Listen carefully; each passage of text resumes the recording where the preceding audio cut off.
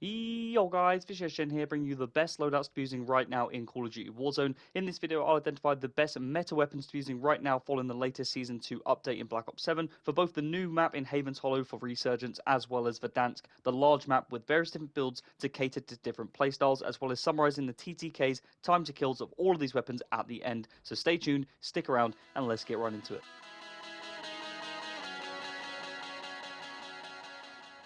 So first things first, as a general overview for this episode, I'll discuss all of the weapons for all different kinds of playstyles, whether you're a fast-paced sub-player, a slower AR, whatever it may be. I'll detail the first weapon in this build with a lot more detail with regards to the attachments and what they do, making you guys that are new to the game aware of all of the pros and cons, and then just briefly summarize the remaining weapons, as I do appreciate I don't want this video to be too long at all, but I also want to make sure that if anyone new is picking this up or playing Warzone for the first time or trying out a new weapon, that they understand the actual impact of each of these attachments and not simply just creating a build because I've said to do so or because you've seen someone else make a build and then not understand the implications on as to how that sort of will influence your playstyle and sort of play to your strengths, or of course understanding your own weaknesses with different variations of builds with different attachments and so on to cater to different playstyles, as well as summarizing the time to kill of each of these weapons in this video at the very end. And then just briefly before I get into the details of all of these attachments and their builds, I will be summarizing the Kogot, Carbon and Rev submachine guns, as well as the Maddox and the EGRT ARs, which I'll go over all of the different reasons as to why you want to try different builds, whether you're playing Resurgence and whether you're fast paced, or whether you're playing the big map and want to play it at a more casual pace. Whatever it may be, it will have everything in this video to detail for your playstyle and catering to different types of audiences. So the first weapon in the video is going to be the Kogot SMG, arguably the fastest killing gun in all of Warzone right now, being the best and number one pick submachine gun across all of the player base.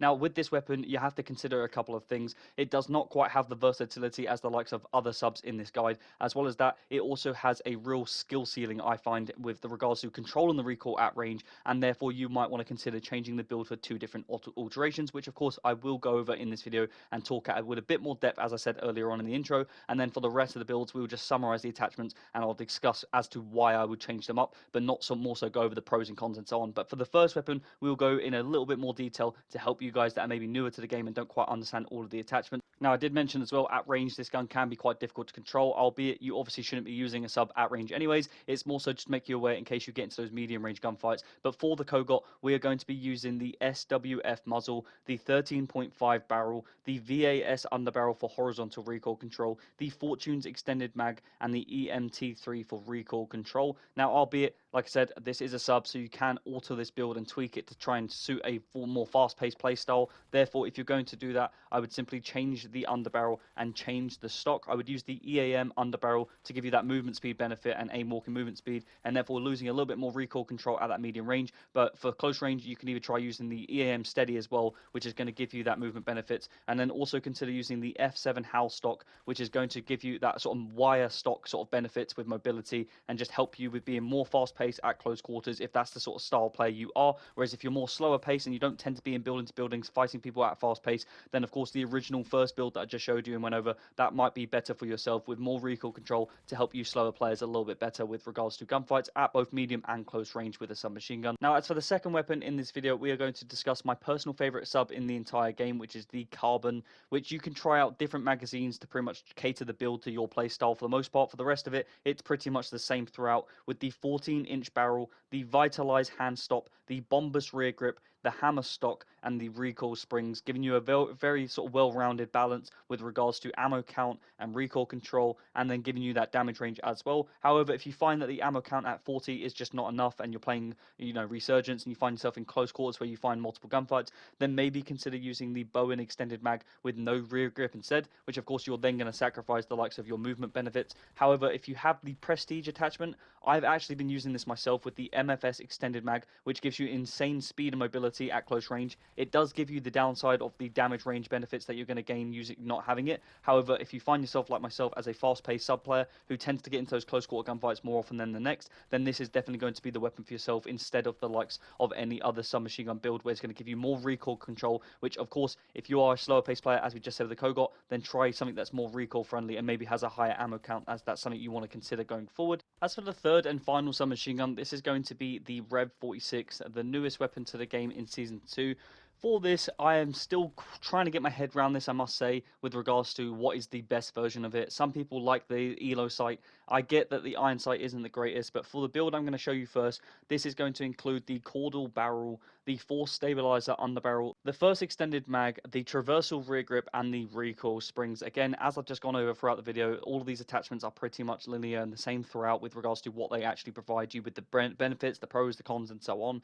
If you guys don't like the iron sight and want more control over the weapon, then simply just remove the rear grip, which is going to give you that mobility control, and instead just use the lethal tools elo. If it's throwing you off in gunfights, or if you just simply don't like it, simply don't bother using the iron sight. I do understand it is a bit of a weird one. I have been testing out, like I said, for myself. At close range, this is going to be like a gun and a build that I think works really well. But at that medium range, if that's the gunfight you seem to get yourself into quite regularly, then simply do not use it and just use a lethal tools elo. But as a fast-paced sub player, I've never been a fan of having a sight on top of my submachine gun. It just doesn't add up to me. It doesn't look right. But I do appreciate it's a bit of a weird iron sight.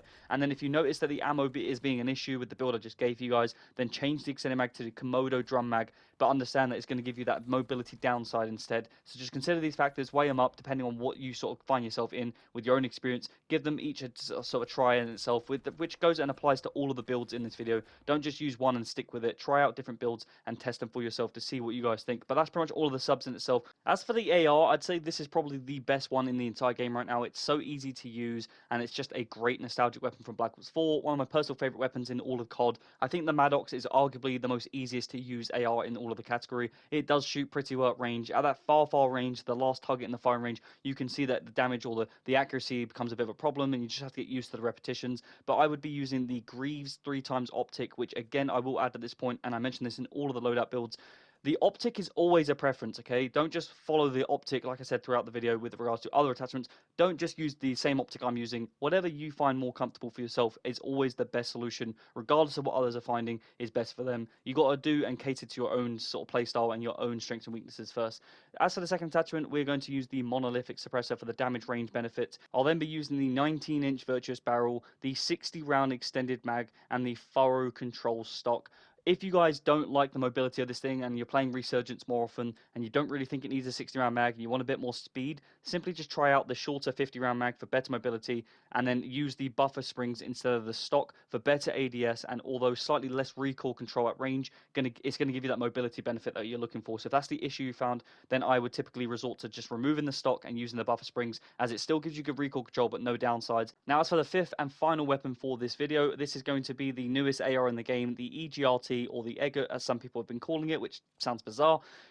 For this, it's pretty much the same thing as the Maddox. Simply use whatever sight you want. I'm using the Greaves 3x optic, which is my preference. The monolithic suppressor again, the 16.5 bow and barrel, the fuel cell extended mag for 60 bullets, and the control stock. Now, I will say that the fire rate on this weapon is far quicker than most other ARs. Therefore, trying to consider using a shorter mag does seem like a bad idea with how quick the fire rate goes and how quickly you run out of ammo, especially on a big map. On Resurgence, I would say you can consider trying the 45-round mag, but even I don't like it myself. As well as that, you can try using the buffer springs, like with the Maddox, for better mobility, as I have found that this thing just feels a bit heavier. It's more looking like an LMG, and it already feels like it as well. So just understand, if you make this thing absolutely beam, and you build it so that it has the best recoil control and stabilization, then just understand it's going to be slow, and it's going to feel heavy, and it's going to lack that mobility. So if you want to balance, these attachments that I've mentioned should give you guys that right balance. But again, it all comes down to your playstyle and your preference. What do you guys find yourself getting into engagements in terms of areas on the map? Are you sitting in buildings on head glitches? Are you finding yourself out in the open more often than not? Are you in building to building, playing close quarters, sliding, being speed demons, whatever it may be? Try and consider all of these factors. If you're trying to become faster at the game, consider using more mobility attachments and try reducing the amount of recoil control attachments you got as well. The better you can get without them, the more likely you're going to have better sort of advantages in other areas where these guns typically won't rely on. So as for the time to kills of all of the weapons, as I said, I'll summarize at the end. Here are the following in regards to distances and with regards to categories of weapons. So the carbon submachine gun up to 15 meters actually has a 560 TTK, which makes it one of the fastest weapons in all of Warzone right now in Season 2.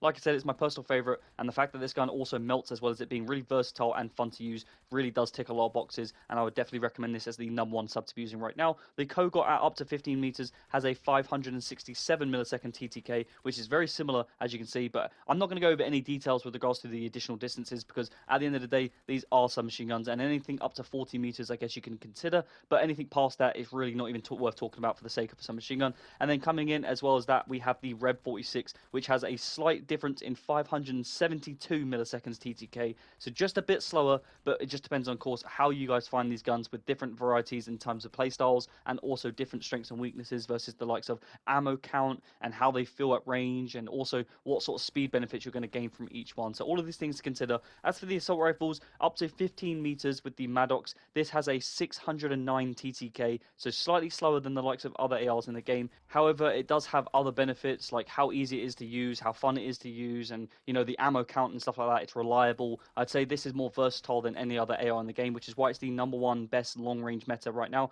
As for the second sub AR in this video, that is the EGRT. This is arguably the second best AR in all of the game right now. Although it has the fastest TTK out of all of them, it's quite difficult to use, and if you guys have tried out for yourself, you could probably agree that this thing will, one, run out of ammo quite quickly against multiple targets, and also it's not that easy to use at range. Again, these are assault rifles. We're not using them at medium range, of course, unless you are playing Resurgence, and that's the sort of environment you find yourself in quite regularly, then this might be the #1 pick for yourself. As for the TTK, up to 15 meters, this thing has a 592 millisecond TTK, so almost as quick as the submachine guns. It's definitely one of the fastest in the game, but again, it's quite difficult to use. And then up to 40 meters, this has a 606 millisecond TTK. It's insane, just like a submachine gun at that sort of range, but up to 40 meters, which is ridiculous. This thing nearly kills at 40 meters as quick as a sub does at 15 meters, which is why it makes it insane. But again, it's hard to use, so if you guys can control this thing and you don't find any issues or downsides with it, simply just use this thing. I think it's absolutely broken, and it will probably get nerfed in the next update. I would say in itself, in summary, this is the best 5 weapons to be using right now in all of Warzone. Whether you're playing Season 2 on Haven's Hollow, Resurgence, Rank Play, or if you're simply playing Verdansk for the big map experience, whatever it is, these videos and these builds will all cater to different types of playstyles and just generally different players. So hopefully you guys have found something useful out of this video. And of course, if you have enjoyed the video, please don't forget to like and subscribe. It does massively help me out, and I would hugely appreciate any support. If you have any suggestions on upcoming videos that you want to see on the channel, please let me know, guys, down below in the comments, and I'll get right back to you. I'm Vision Gen. Hope you enjoyed the video, and I'll see you in the next one.